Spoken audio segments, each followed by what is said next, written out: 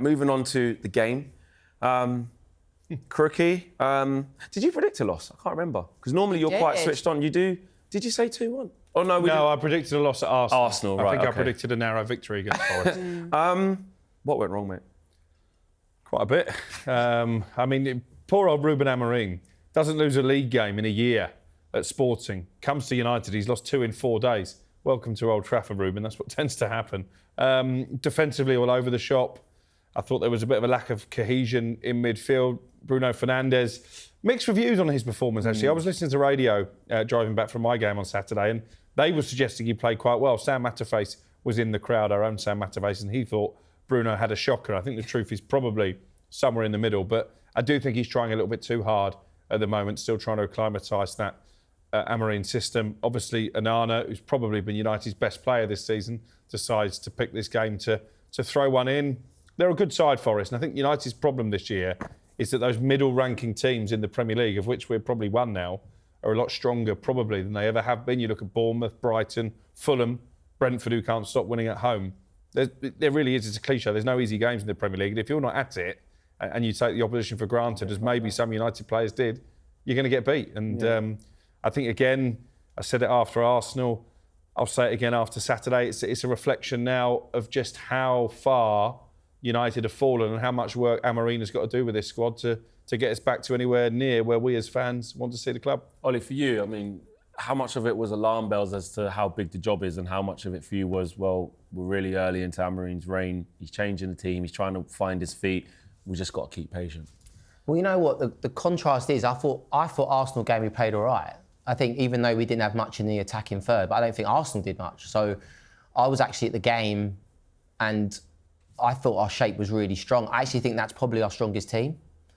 I think Fernandes, going back to what Crookie was saying, I think he didn't play very well against Forest, and that's not. It's hard for him. I think he's come in. He's not probably getting enough on the training pitch. But when you're playing on the left side of the three at the top, you can't be dropping deep. You can't be going into Ugate's pocket or Mainu's pocket. You've got to be. There was so many times we got it wide, and the ball's going across the box, or it was certain areas where Fernandes just wasn't there. Because he's too deep. Because he's just too deep, and he's trying to do too much. And I think actually against Arsenal, what was quite refreshing was he had to be a little bit more disciplined. And although he is our most creative player, I actually think it works for someone like Fernandes because we've missed the Scholes, we've missed the Carrick. We need someone who can get on the ball and play and dictate tempo. And I think if Fernandes is coached right, I think that was probably what the biggest fault against Forest was. Our shape wasn't great. And people say, Fernandes got taken off. Well, he had to come off. Knackered. But no, well, not even knackered. It just, the shape was all over the place. So he actually changed it, Amorim, to try and just make it, because if you're working on shape and pattern and if the ball's on this side, Garnacho's got to go across. If Fernandes isn't there and he's not over there, who's doing that pressing? So it was a little bit all over the place for me. But yeah, it's a massive shock for Amorim. But I'm not too surprised, to be honest. We got beaten by Forest at the weekend because of where we're at. It's been like that for the last few seasons. We've played against a lot of them. I mean, didn't we beat Forest 3-2 last season? Yeah, we 2-0 down in like 10 minutes last. We just don't do the basics right. We don't work hard enough. We don't do the basics right. We're always waiting on individual moments. Again, at the weekend, we're all going, come on, Ahmed, do something. Rashford, I mean, let's not even go there with Rashford, but it's like, can someone do something? But no, I feel for Ruben because I really like him. I know it's a tough job, and I just want a week where he's got a week with the players again. I think that's what we all want, just him to get a bit more time with them. And that's not going to happen, though, is it? It's not going to happen. Not with February.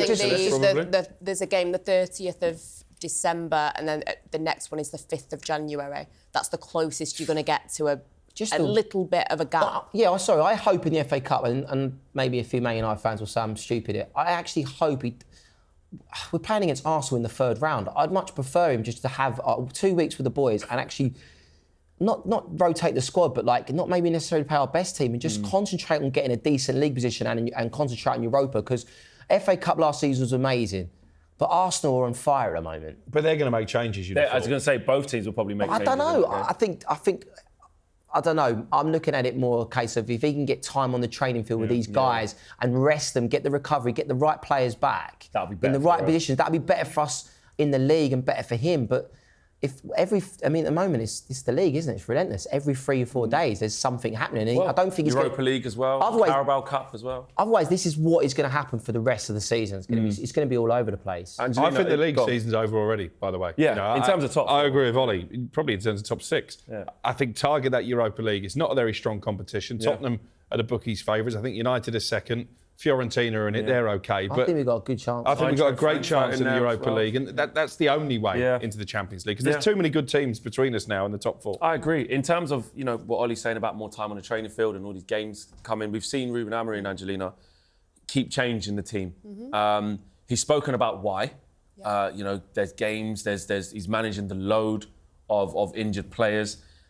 Does he now need to start trying to get us more settled and picking the same team every single time? Or can you completely see why, for the foreseeable, 15 games, or one down now, 14 games in about 50 odd days, why he needs to keep changing things?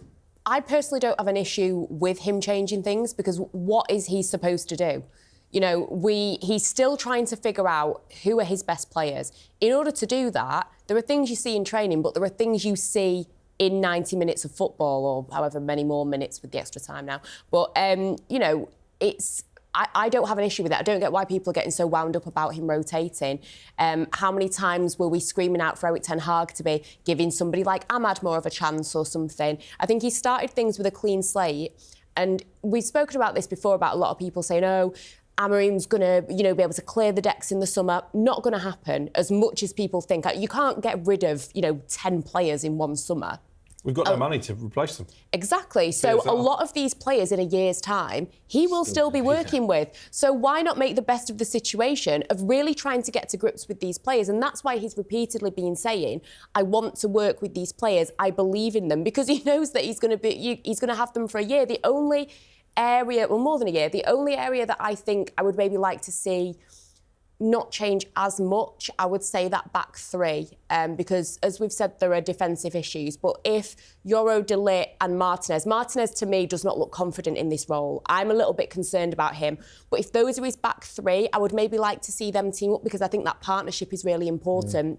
And they need to get comfortable with playing the ball forward rather than across to each other. In that Nottingham Forest game, the most passes between players was that back 3. It was over 20 passes that between... happens in all of our games as well. They're really patient along the back, slow, because we're trying to get used to it, right? Yeah, I mean, it was, Martinez to De Ligt was 26 times and vice versa was 24 times. There were times when you could see Ahmad and Dalot, waiting, by the line, and you're thinking, just get it up to them, or get it to Ugarte or Kobe, and they're just playing it back and forth to each other. There seems like a lack of confidence there, in my opinion. But away from the game, there was the big news on Sunday morning that Dan Ashworth had been relieved of his duties. I think he probably spent more time on garden leave than actually working. He's got a brilliant garden. I think he's got a great garden now. Absolutely. 159 I mean, days. Kew Gardens, if you're watching and you need somebody to come and sort out the grounds, then Dan Ashworth's going to be your man. But Ollie, for you,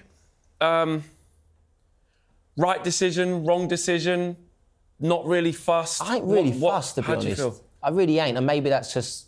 I care more about what's going on the field than I care off it. I mean, I do, and the reason I say that is because I actually do trust Jim Ratcliffe, and there's still that belief. I think a role coming in as an owner of a football club, especially as big as us, I think it's damned if he does, damned if he doesn't. I think if he believes, I trust in him. If he believes that Dan Ashworth wasn't right for the job, I'm cool with that. I believe getting Ruben Amorim in right now was the right choice. We will discuss maybe he should have come in the summer. Forget about that, it's done now. Yeah. But I think the media are talking about this way too much. I think mostly, people leave clubs all the time, and I know Dan Ashworth has been touted as this, unbelievable sporting director who's going to come in and do it. It obviously just didn't work out. We've still got a really good infrastructure there. I think we've got some really good people there. I think we're still learning, and You're right. I'm sort of like, we all said we'd like a little bit more information about it. Yeah. But ultimately, I want us to beat City at the weekend. That's my aim. I don't care. If we beat City at the weekend, no one's talking about Dan Ashworth, are they? We're all. It's always like when we lose, something happens. It's like, man, this is Man United. Yeah. I mean, Angelina, for you, is there more to it for you, or do you take Ollie's stance? Where you're like, listen, let's just keep it moving. It didn't work. I don't know. I take it a little bit more to heart, and I don't know if that's because when I was at that Everton game, when the fans were protesting, I was there. I spoke to the guy who organised the protest, part of the 1958 Supporters Club, and for me, I think it's just Ineos in general that's aggravating me, that they have put these ticket prices up to £66. They've got rid of concessions. They reckon that that is only going to recoup them a couple of million. You spent more than a couple of million trying to get Ashworth in. And the fact that they're not even discussing about replacing him, how important was it then? If you don't even need to replace him. I think that Barada maybe has stepped up to the plate. It seems like there was this golden triangle with Wilcox, Barada and Ashworth, and part of that triangle didn't really work out. There's a lot of debate and discussion about, he maybe thought that his role was going to be a little bit different. He was expecting to be in charge of certain things and he hasn't been. And, this discussion of Ten Hag, was he part of the Ten Hag keeping him on or was he not? And it all just seems really murky. But I think for me overall, people are talking about, Jim Ratcliffe's, he's ruthless, he's decided to get rid of him. I don't really know if him being ruthless is always a positive word now, because for me, this is however many months in with Ineos, it has been disaster after disaster after disaster. Jim Ratcliffe has given an interview recently with United We Stand with Andy Mitten. Props to him for that interview. I thought it was fantastic. He won't give us an interview, though, by the way. I've asked numerous times. Well, there you go. We need to get on the phone to Andy. You honestly think it's been a disaster? I think me personally, now I kind of agree. I do agree on the ticket prices thing. I do agree on certain aspects. It's a tough one between business and obviously the fans having a bit more information on why that's been changed. But you speak to people from other clubs. It might have been a disaster keeping him. We don't know. People from other clubs are laughing at United right now. The optics just aren't great on it.